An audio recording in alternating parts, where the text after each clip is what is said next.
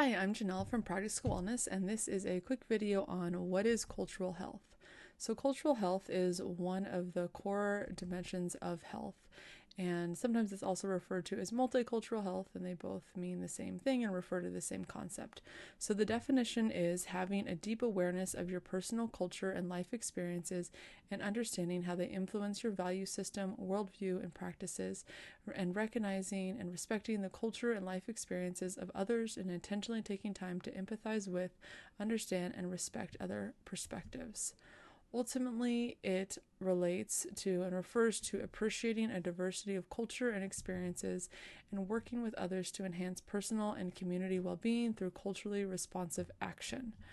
So, like all of the dimensions of health, cultural health really deeply and profoundly impacts total well-being. So I'm just going to highlight 3 ways that it influences and impacts our total well-being. So the first is just that the better we understand our personal culture and life experiences along with the culture and life experiences of others, and we respect similarities and respect differences and find value in each other's experiences, the better we're able to connect with people in terms of just building relationships in general, and also being able to work with them and collaborate them in a variety of situations.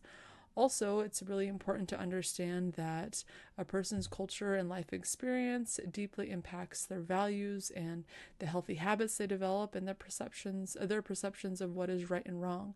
So those, are core aspects of well-being, and it's important to understand how they develop and how they shape and how they're reinforced, and a lot of that is through our culture and life experience.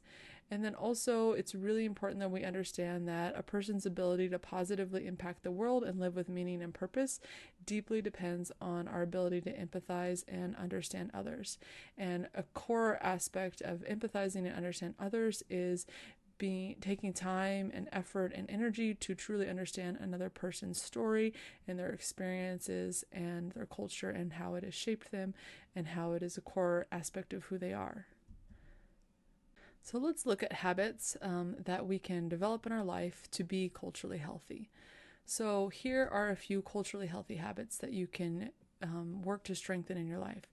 So take time to learn about other cultures by reading books, listening to podcasts, watching movies, and listening to other people's stories. And in connection to that, part of learning, also trusting and believing other people's stories, even though maybe they don't completely, connect with our worldview, or they don't connect to the narrative that we've been taught our whole life, but just recognizing that everybody's story is different and that there's value in it, and that we need to trust what people tell us about their life. And then also intentionally reflect on your personal culture and experience and define how it has shaped your values, worldview, and practices. So it's really important that we understand what is our personal culture, what are the experiences that we have had in our life, and how have they shaped who we are. And then in connection to that, also, we want to take time to recognize that our culture and life experience isn't the norm or the standard. Rather, it's simply another culture and experience. So it's easy for us, especially if we live in a community where a lot of other people have experienced the same life events as us and we have the same culture, it's easy for us to assume that that's the norm and that's the standard and everyone should be like us. When in reality, it's just another take on how we're living the human experience. And so we need to recognize that that just because it's our experience, it doesn't mean it's the norm, and it doesn't mean that needs to be everyone's experience.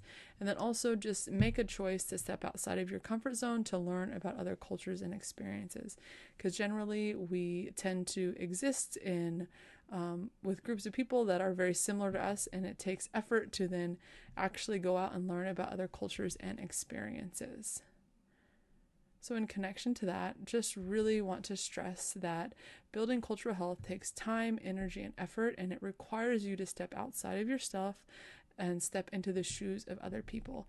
And I just want to stress that it is so important that we take time to build our cultural health, because the better we understand ourselves and the better we understand others, we can more deeply connect with people, we can collaborate in impactful and powerful ways, and ultimately we can just work together to make the world a better place.